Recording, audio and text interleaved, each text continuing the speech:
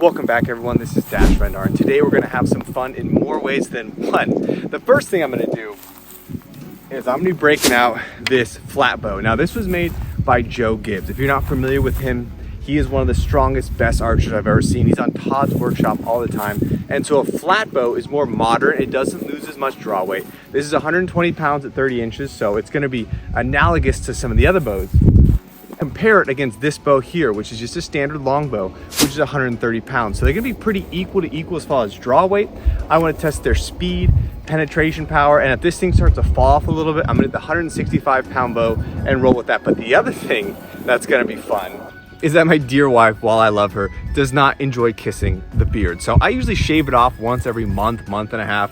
And I figured that for the duration of this video, as I transition between each test, I'm gonna shave off a portion of the beard to make the most ridiculous look ever. So I'm gonna have a full beard for the first test, which is the speed test. Then after that, we're gonna go probably to the rib test, and I'm gonna probably shave something there. So stick around if you wanna see some obscenely weird facial hair, and with probably a mustache, fun.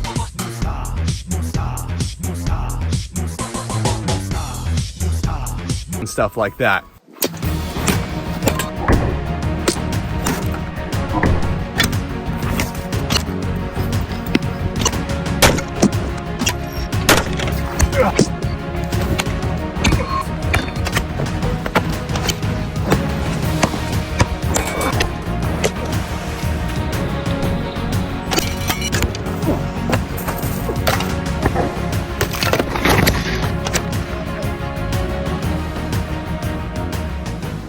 Now to start, I wanted to show you the difference between stringing these two bows. This one I string in a more traditional sense. It's only 120 pounds, so it's not horrible for me to manage. So basically, there's a couple different ways you can do it. The one I found most frequently and consistently works for me is I'm gonna set it across the leg here, and then I'm just gonna start to rip it back a little bit. And then once I get it up, pop it in, and then you string it just like that. So again, 120 is still a heavy bow, but not too terrible for me, just to kind of string it in that way. The 130 pound bow, it's a lot easier because I have a stringer. Stringer works is you basically have two different nocks on it right here, one on top, one on bottom. You're gonna put it through the bottom knock, and then once you get that in there, you literally just step on it and you slide it into place.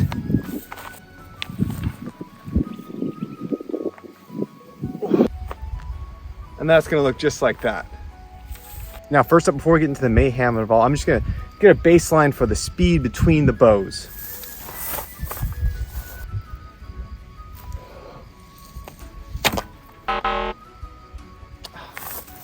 Error. I hate this thing. I feel like it never works for me.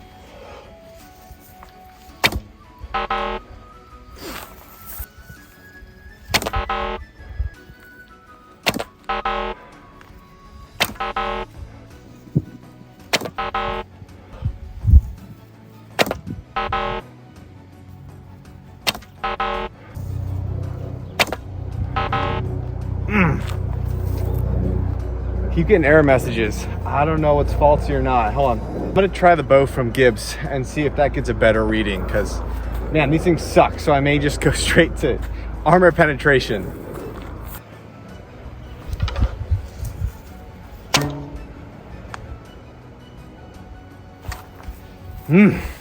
Okay.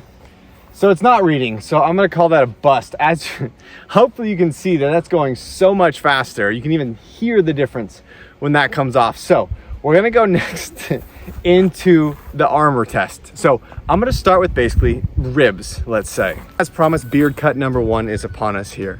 The first test I'm going to do is basically going to be against, let's say, against a natural human armor. So I think a lot of things that armor tests miss is it's just steel against an arrow, and there's not a lot of basically including the natural human defenses, which would be the ribs and the rib cage. So what I have here is these 3/4 inch wooden dowels. I've already tested them before on some other things. So two of them are fractured right here, but I'm gonna put that on the dummy with the padded gambeson over it. Once I get that on there, I'm gonna shoot it from both of the bows, see if it's able to kind of go all the way through or how that works, because there's a little bit of spacing in there. So we'll see if that's able to just push through with zero effort. You know, I'm actually gonna amend that a little bit. I'm gonna put some mail over the ribs. So I have this here, which is just butted mail, which is relatively cheap. And then I have this here, which is riveted flat mail, which is much, much better quality. So I'm gonna pile these on there, put it over the ribs, put the gambeson over it, and see how the arrows do against that, basically from the 130 to the more modern 120.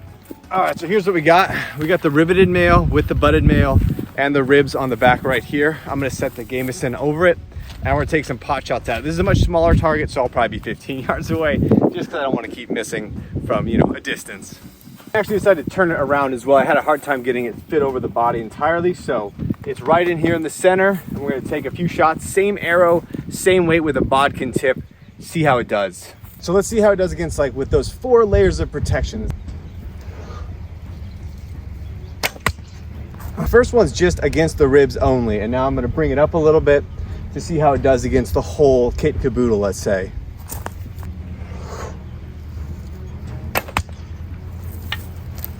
All right, so as far as what we got here,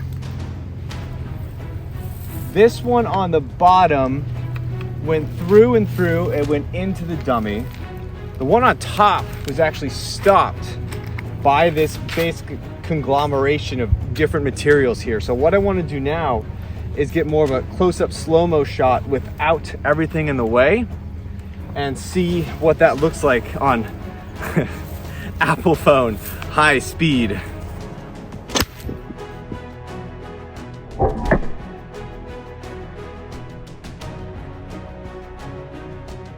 So you can see it a lot better here, and what was really cool is that it actually punched through everything, and it actually didn't even miss one of the wooden dowels. It actually went in through the wooden dowel there. So basically this punched through all of the natural defenses you could have on a human, basically up to a certain point. So it went in there and went into the dummy, which let's consider that to be our gambeson. So now I want to test it against the newer, more modern bow. And just because I think it looks a little cooler, I'm gonna leave the gambeson off this time and just go straight for the mail, butted mail, ribs, and the canvas under the dummy, which basically I feel is acting as a padded gambeson.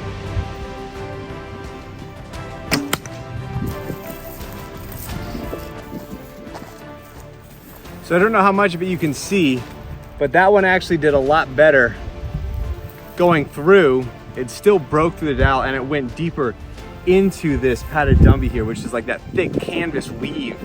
So there's definitely a discrepancy in power there and speed. You can already tell off the get-go.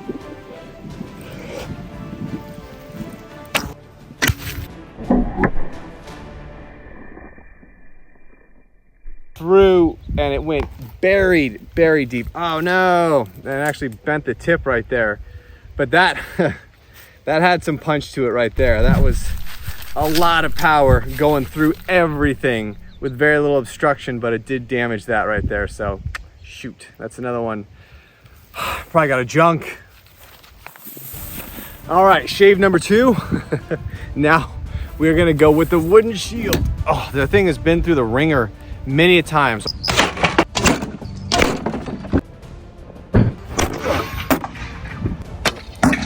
I'm just gonna take one shot each with the 130 and then also with the 120 from Gibbs and see what the difference is to this shield. Again, this is a really thick shield here. It's taken a lot of beatings over the year and a half I've had it, so we're gonna see what it does.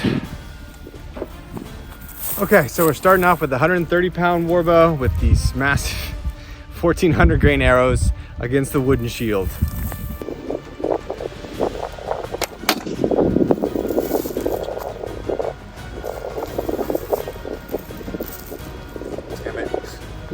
What I was trying to do.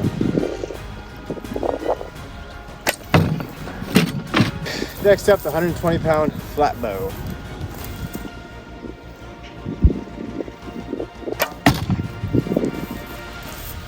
Well, at first glance, they actually appear to be of similar depth, but what happened with the flatbow was it actually hit a bottom part of the handle there. So that kind of obstructed it a little bit. I want to take one more shot at it with the flatbow and see if I can get any better results.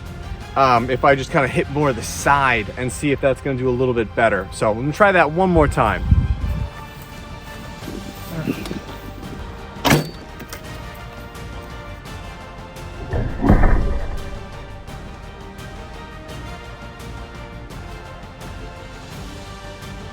I'll say this, that was a much more conclusive result, a much more better shot. The second one from the flat bow came through the bottom here, and that buried itself all the way in. Buried itself all the way in to basically the back of the arrowhead. So that was basically as good as the recurve has done. And so that was really good. That was a promising start. My arm is freaking tired today. Gosh. Sorry guys, this is gonna be a shorter video. I was gonna do all these things, but I need some ibuprofen. However, lastly, of course, you were promised a mustache, and a mustache you shall have.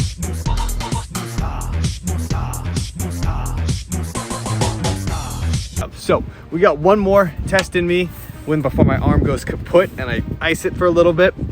We got this shield here, 16 gauge. I'm gonna curve it back a little bit to give a little more of an angle, be more reflective of a breastplate, so to speak. And we're gonna test it against the 130 pound warbow and then 120 pound flatbow after I break more arrows. So much money gone. So here we are for the final test of flatbow versus warbow against the steel here. I have other things, like I said, I wanted to try and test out, but not a good day for it, unfortunately. So let's get going. 130 pound warbow with the bodkin tip heavy duty arrow versus 16 gauge shield and a mustache. Can't forget that.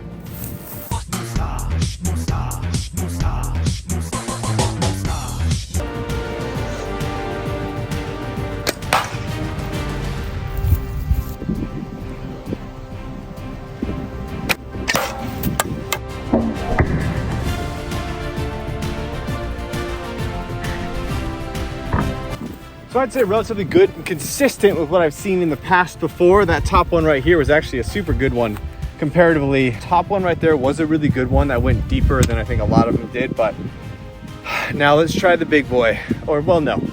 Now let's try the newer bow. Here we go, 120 pound flat bow with heavy duty arrows versus the steel shield.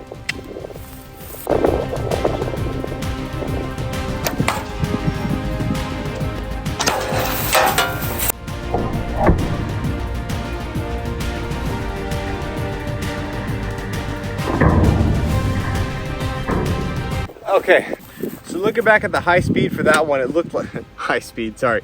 Looking back at the camera slow-mo, the best shot certainly did seem to be the flat bow. That seemed to puncture in and get stuck a little bit more than the other one. It could have just been where it hit, but I can definitely feel on that release, the flat bow is having a much quicker release. It's having a much faster flight, and it's just all around a more powerful bow because it's returning to its rested state at a faster capacity. So that's definitely, to me, that's like a good proof in here. It's outperformed in every test we've done, even though it's technically a little bit lighter. It just proves to me, of course, it's more modern, so it's gonna be a little bit better. It's a little bit faster, and it performs better than a standard traditional wooden bow, even though they're about the same draw weight.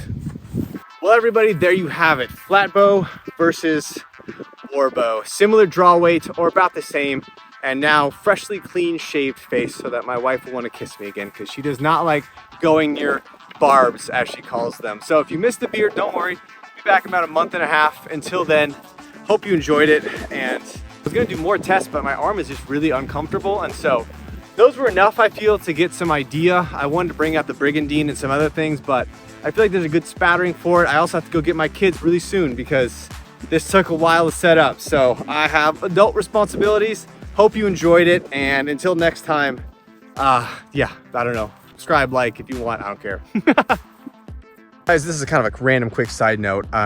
This is like off the wall, but I almost didn't not wear a shirt today, let's say, just because I feel like I look a little fluffier. I've been eating poorly. I had my anniversary birthday with my wife. We went to Vegas, we ate a ton, and I haven't really kind of come back from that. But I was just like, you know what, just have fun with it. Don't care. You're not gonna look perfect all the time. It's literally impossible to do so unless you're basically cutting for a movie scene or something like that. There's gonna be days where you go up and down and everything like that, depending on what you last ate. So just be comfortable with who you are. Yeah, whatever. Ending it sappy.